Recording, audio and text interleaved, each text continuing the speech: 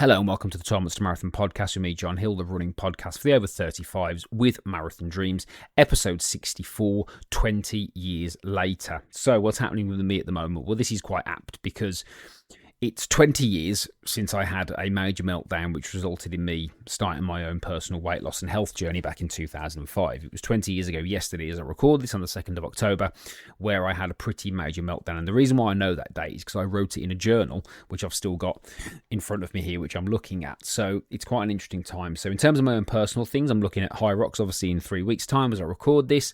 That's my main focus. Training's going well. Things have held up.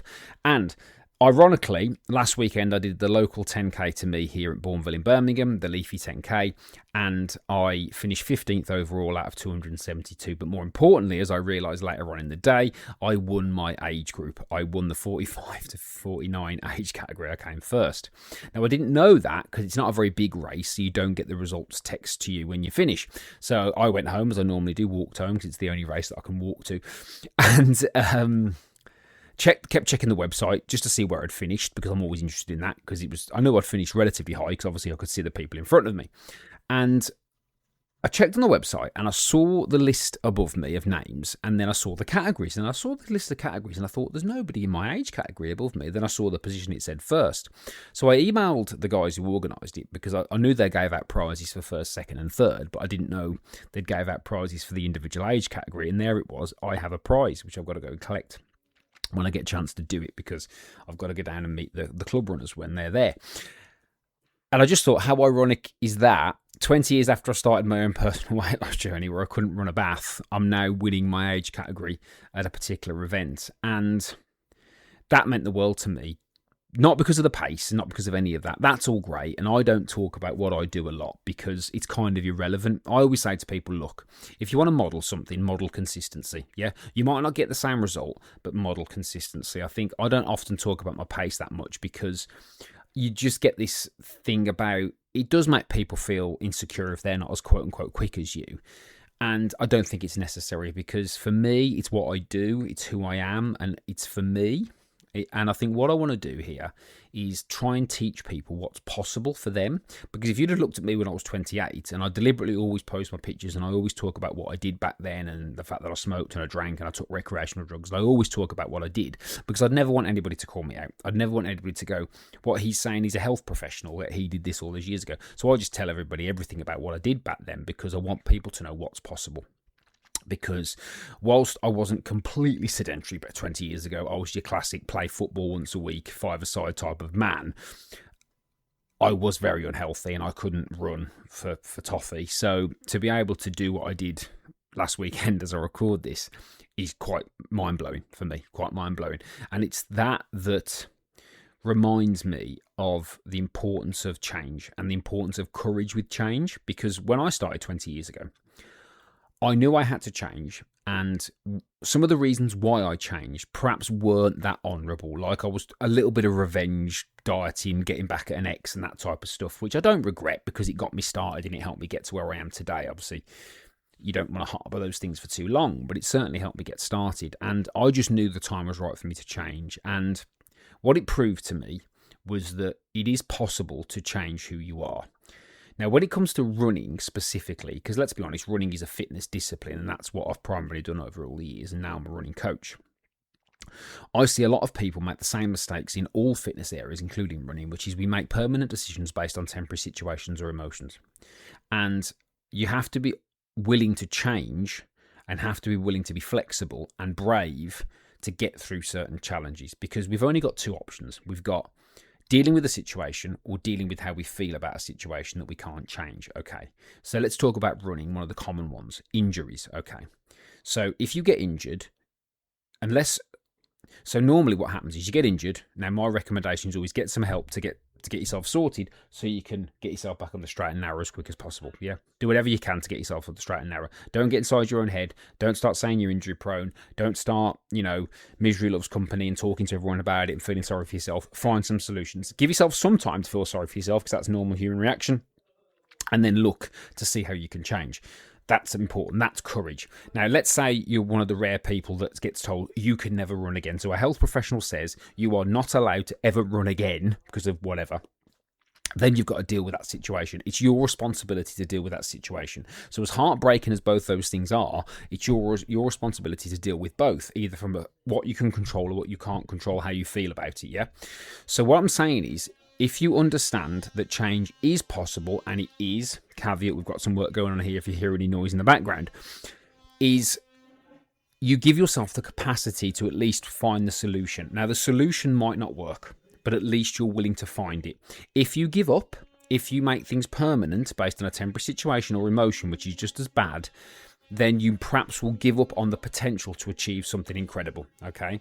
Because I have to sit here sometimes and consciously think to myself, the things I've achieved for me are amazing. Now, I could beat myself up about a particular marathon time because I wasn't in the top whatever number, or I could go, wow, I did that at a marathon, or I did the Great North Run, or I won my age group at an event, which still blows my mind because of where I started from. Not doing it to show off, not doing it to make anybody else feel bad.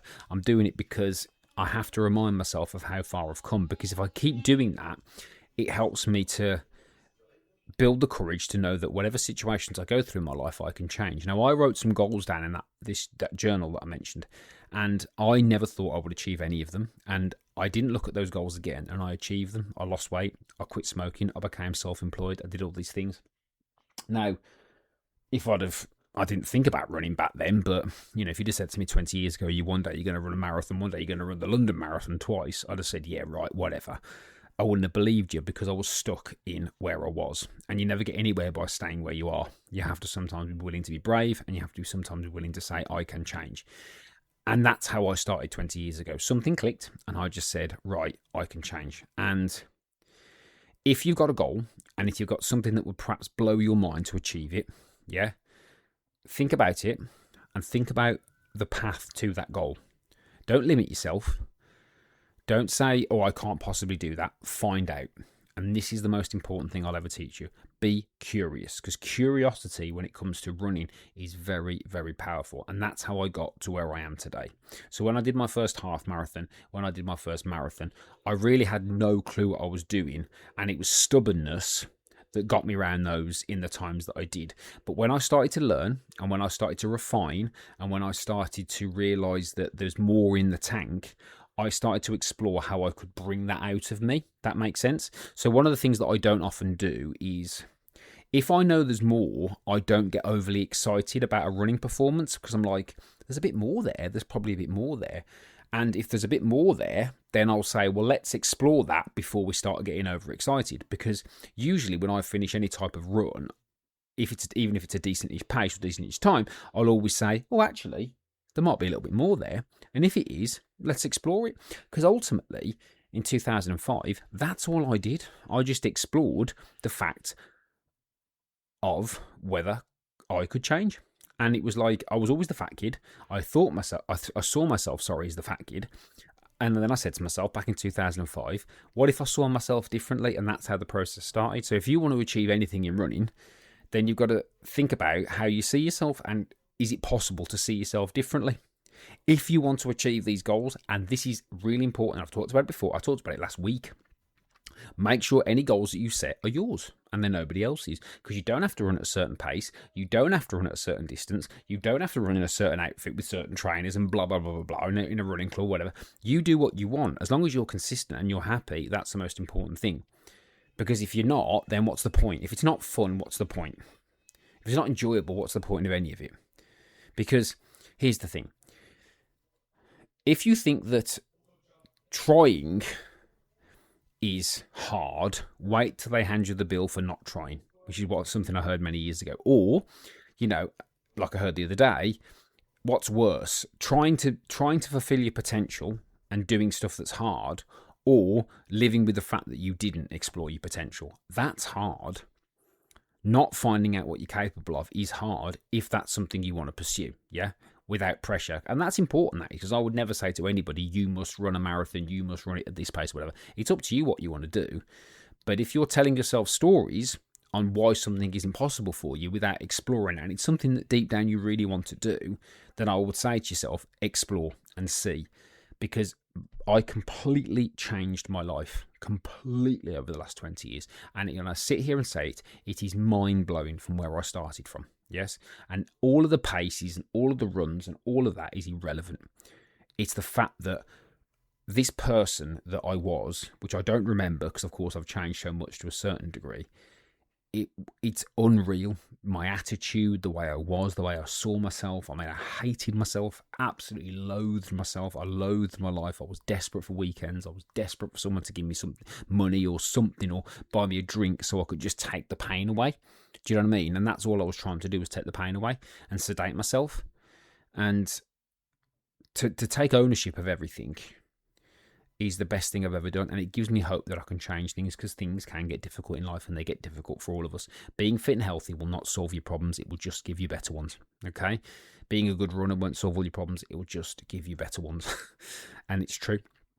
And the message I want to give you today is that change is possible, and it's hard, but it's possible, and it starts by you being willing to see yourself differently. Because when anybody ever asks me what I did 20 years ago, a lot of people sort of ask me because they want to know what diet I did or any of that. It's got nothing to do with the diet. It's got nothing to do with the exercise. It's got nothing to do. That was obvious. I knew I had to do that. I knew I had to eat less and move more. It was to do with the fact that I started to see myself as somebody different, or somebody that could be different. And that's the most powerful thing you can ever do. And that's what I would recommend. And it's not easy. And I get comments sometimes online. People will say, oh, look at you, how fast you are, and how did you do this? How did you do that? Great, brilliant. But I want you to go back, and I want you to look at my pictures, and I want you to say, how did you start from that to where you are? And I'll walk you through the whole process, because that's the most important thing. The important thing isn't now.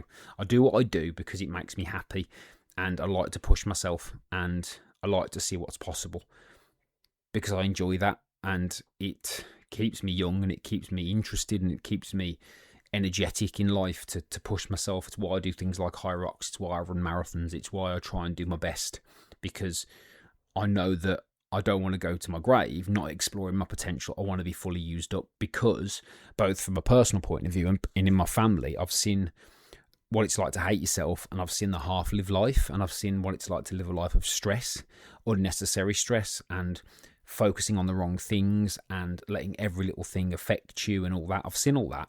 It's not a good way to live. This is hard, raising a family, running a business, trying to fit exercise in, doing all that stuff. That's hard, but it's nowhere near as hard as the other side, which I've seen, or where it can go. So my message to you from now, and hopefully we'll get another 20 years, but we'll see, is change is possible. And if you really want to do something, have the courage to find solutions. Have the courage to find solutions, and get around people who are going to encourage and support you to be the best version of you, not people who are going to hold you back, because they do exist. And whilst they don't often do it deliberately, people who want to hold you back do exist. And you need to be smarter than that, because your growth and your progression will trigger people, and it will make people project their own fears and limitations onto you, and you don't want that. Because if I'd have let that happen to me 20 years ago, I wouldn't be recording this podcast today, okay? So change is possible. Let's see what's next. If you need any help, as always, don't forget to reach out at 12 Months to Marathon on Instagram and follow me over there. If you're new to the podcast, please like and follow the podcast. I do appreciate that, and subscribe to it. The star ratings and reviews are very useful, as are the comments, particularly the reviews. So if you can drop me a star rating and review on Spotify or Apple, again, I would really, really appreciate it. If you want to join my free running community for the over 35s, which is totally free, you can do that by going to Instagram at 12 Months to Marathon and clicking on my bio, the link in there, and it's in there to join the free community. Go over there and do it straight away. We'd be delighted to have you, or we can take you away from the noise of social media and share some positive messages and encouragement. So thank you very much for listening, as always. Here's to the last 20 years. Here's to change. Here's to courage. Thank you for listening. I appreciate every single one of you, and I look forward to speaking to you again soon.